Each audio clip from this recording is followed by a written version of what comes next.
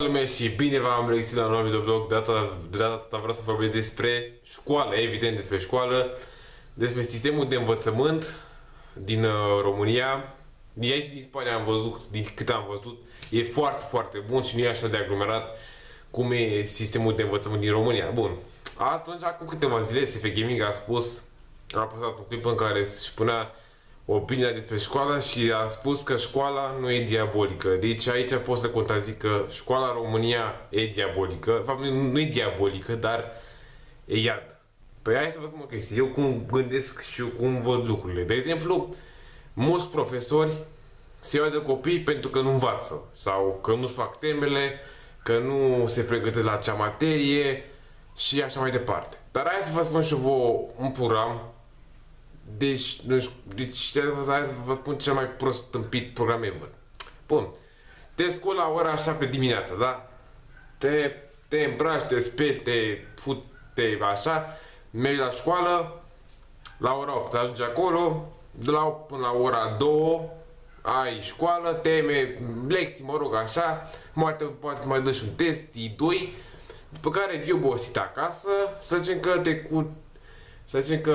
de la 2 ani, să zicem că pe la 4 te apuci de lecții, că da, trebuie să mai dormi și tu, ești obosit după școală, după atâtea ore, după copii retardați, după profesori tâmpiți și așa mai departe, te odihnești și după aia te apuci de lecții, ai pentru mâine la geografie de învățat, la istorie, română și matematică. Deci 4 materii să le faci toate într-o zi, toate de la ora 4 până la ora 10, să le știi toate la perfecție.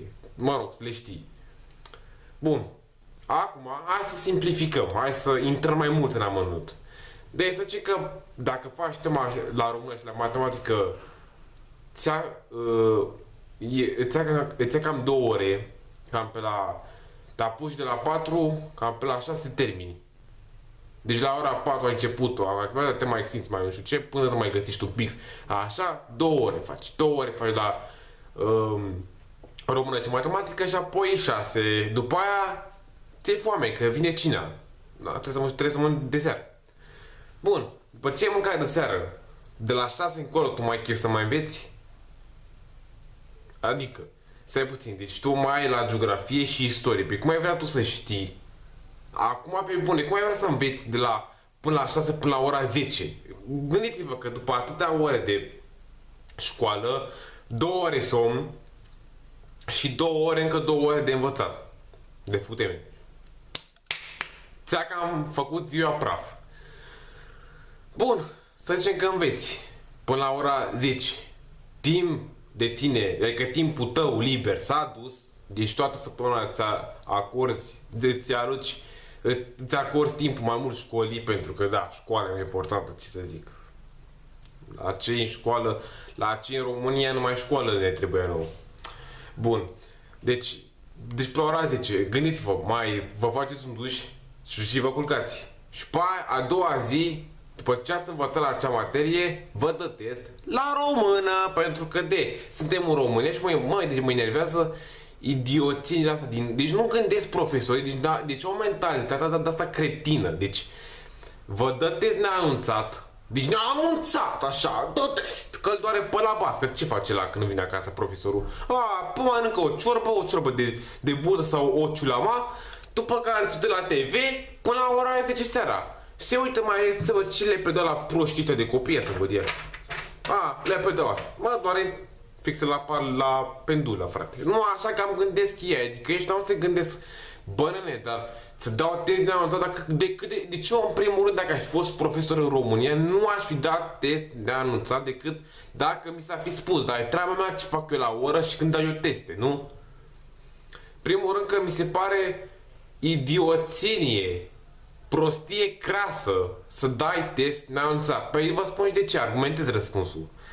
Păi tu să zicem că ai avut de învățat, de pregătit pentru un proiect, să zicem, la istorie. Și vă dați seama că asta cu proiectul implică mai multe cerințe, să te ocupi, să înveți, să scrii, să cauți de pe net, să nu-ți merge netul, dai vina pe ardei și ăștia, până vine netul, până nu știu ce, te apucă toți dracii, scrii, ți-ai făcut reperatul și după aia, mai învață tu la română. Sau la ce ai da, la română. Și asta, mai bine dai un anunț și mai bine ar fi trebuit să le rezolvăm să găsească un timp, adică să nu fie atât de înghesuiți, adică să ne fie și pentru noi, și pentru noi bine și pentru profesori. Pentru că atunci SF Gaming a zis că matematica ce că te învață să gândești logic. Păi omul, eu sincer eu gândesc logic și fără matematică. Adică mie unul nu mi-a trebuit matematică ca să vorbesc despre credința în Dumnezeu sau așa. Pur și simplu mă gândesc. Mă gândesc ceea ce vreau să spun. Am o gândire logică, mai mă uit la documentare, mai spun un prieten, nu trebuie mie matematică ca să învăț cum să nu știu ce.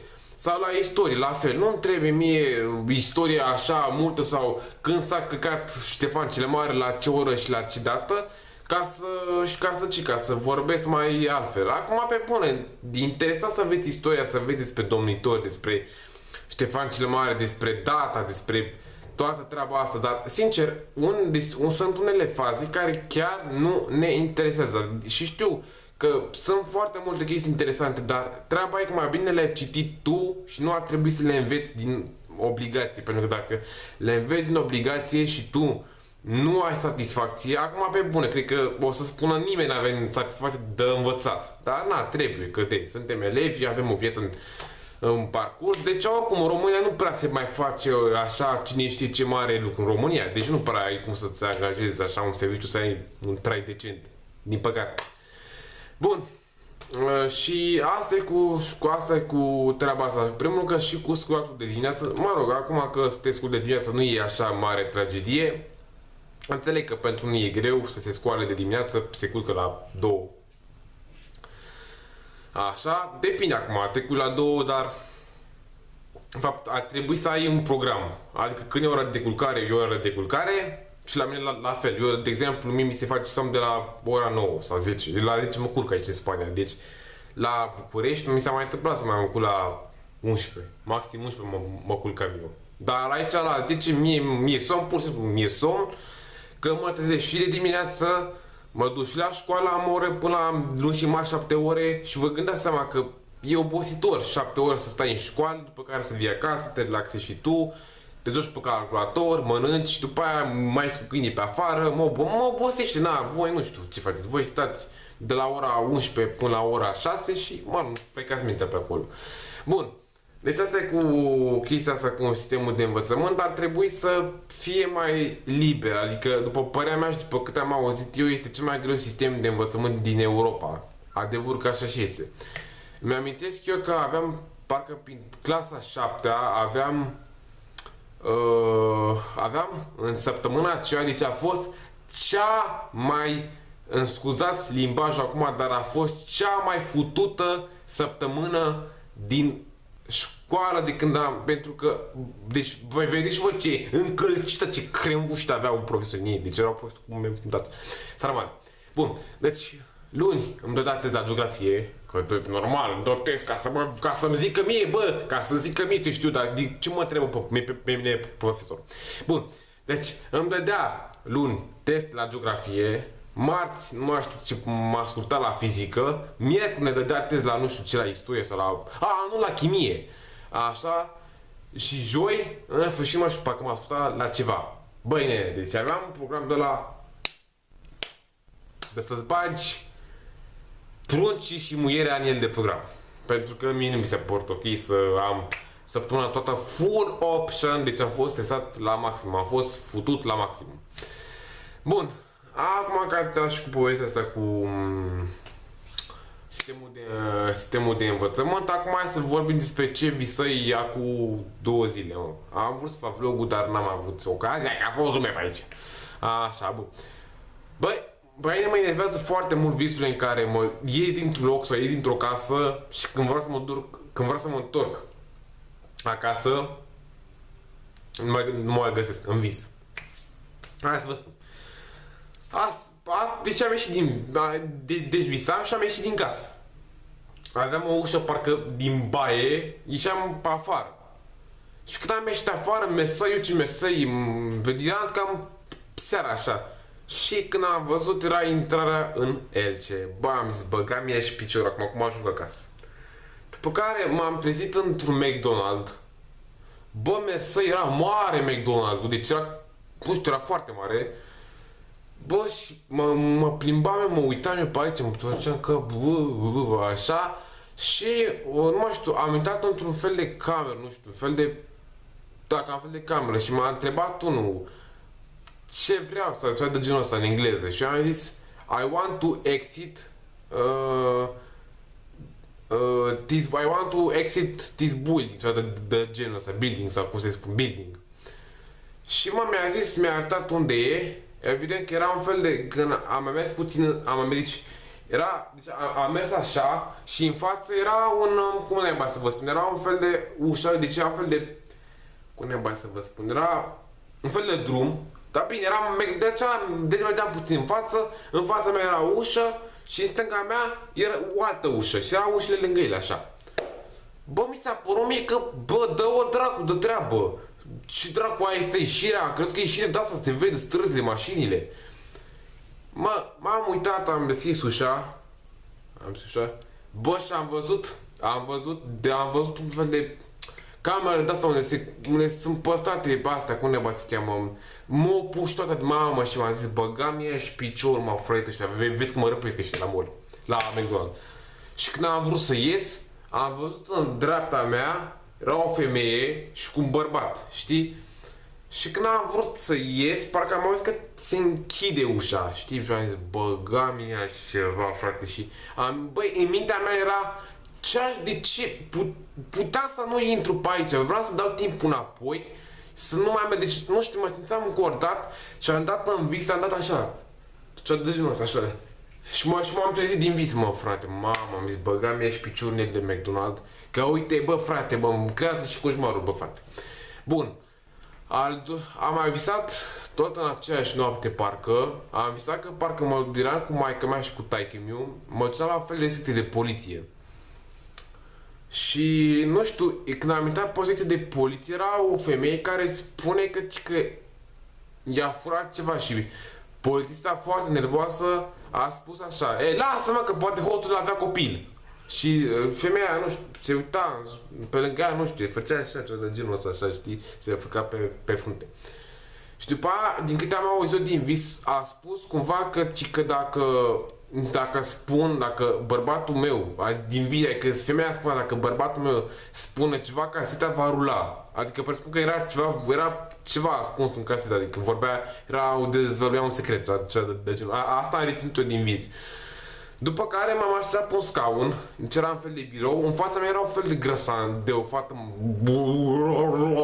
de o grăsancă, și mai era încă o femeie. Bărbat, nu mai știu ce era mai fată așa, mai câși. Bun. Și maica mi-a spus, aveam o foaie, cum e aia de la X și 0, adică aveam și trebuia să scriu o declarație. Și a zis, bă, am zis în mintea mea, bă, dar ce dracu o să scriu pe foaia asta? Zici că e X și 0, frate, deci era tabelul, deci aveam X și 0, frate, și în dreptul liniilor trebuia să scriu o declarație. Am zis, bă, că mi-a piciorul de foaie, cum să scriu, mă, pe asta, mă, dar nu mi-ajunge. Și m-am așteptat pe scaun și mi-a spus, mi-a spus așa, dar vezi că eu te-am pus să scrie asta. Eu te-am pus să scrie asta, înțeles? Eu te-am pus. Și apoi, băi, deci, nu știu, am zis așa, da, bine. Așa era de genul, da, bine. Și nu mai știu, parcă tot țipa mai tare și a zis, bă, mamă, da, gata, am înțeles, frate, gata, și tot țipi atâta, scriu ce vrei să scrii și gata. Și după aia, era o femeia aia din glasă, dar tu ce mă, și mi-a spus așa, ce vrem, așa îi vorbești lui maică ta. M-am uitat eu așa, mă simțeam ca dracu, vă dați seama, adică ea țipa și am zis, bă, da, de ce țipi la mine? Știi? Și da, și tocmai a început să țipe, da, bine mă, frate, lasă-mă, frate, că scriu asta. Și și-am pus așa pixul, gata, mă-mi bat piciorul, frate, și mă adică de pe scaun, frate.